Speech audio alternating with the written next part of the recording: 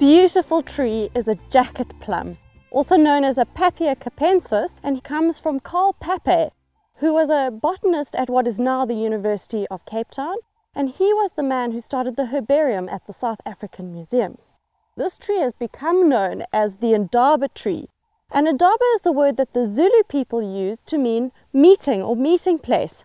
And so the Zulu chiefs would come right under the tree, and they would sit here where it was nice and cool, and they could be in the shade, and the people around them couldn't see in and see what they were doing and what they were discussing. But the Zulu chiefs could keep a sharp eye on what was going on around them in the village while they were having their meeting. So it's got this very stout trunk, and it's a tangle of stout branches that the air can pass through easily. The hot air that would accumulate from the bodies underneath the tree would rise, and then cooler air would be sucked in underneath. So this tree's got a fantastic natural air conditioning system. If we look at the leaves, you'll find that the leaves are pretty much arranged in a rosette at the end of the branches, and they have a very oaky feel. So if you crush them up, it'll feel like the leaf of that oak tree that you used to have in the yard when you were a child. And then if we take a closer look at the edges of the leaf, which is known as the margin, you'll find on some leaves the margins are smooth, and on others they are serrated. And the reason for this is that the younger leaves are serrated, while the older leaves, the more mature leaves, develop a smooth margin. But the combination of the smooth and the serrated margin is going to tell you that this is a jacket plum. This tree's got a very, very unique bark. So it looks like somebody's revamped their house and used that sponging technique where you take white paint and grey paint and you've painted it on the wall with sponges, and yet the older areas have got quite dark and are peeling off and look like little bricks where the cement has fallen off the wall and the bricks are shining through. So it's a tree that's very easily recognizable just for its bark. Well, this is where the jacket plum gets its name from the fruit. These are the little clumps of plum-sized fruit, really clustered together a bit like bunches of grapes.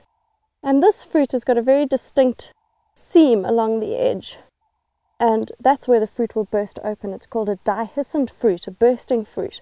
And as it ripens, those two sides of the fruit will pop open and reveal a red jelly in the middle.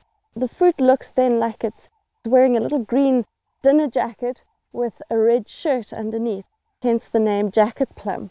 And these fruits are so delicious. They're very sweet. Animals love them.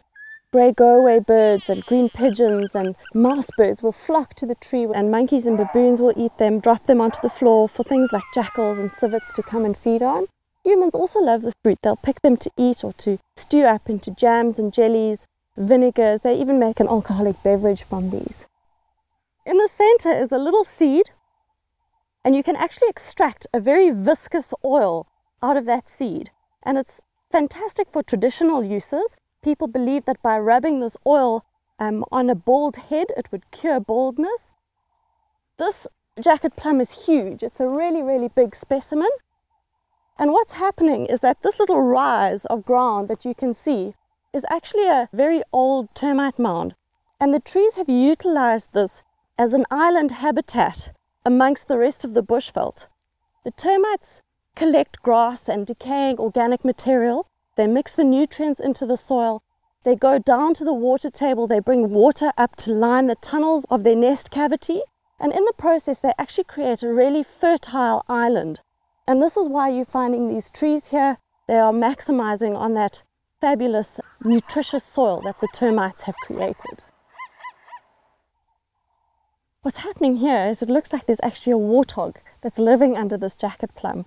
And this termite mound that we spoke of is an ideal place for aardvarks to look for their food. They eat ants and termites, and the aardvark with its strong claws has obviously dug into the termite mound, and once he is gone and had his meal, the warthogs are then able to move in. And this warthog has chosen a really beautiful place. It's a nice shady place under the tree to make his hole, so in summer when it gets very hot, he'll enjoy the shade of this tree, and also the nice tasty fruits won't go unnoticed. So that's a jacket plum. I bet you didn't know there was quite so much to know about one tree.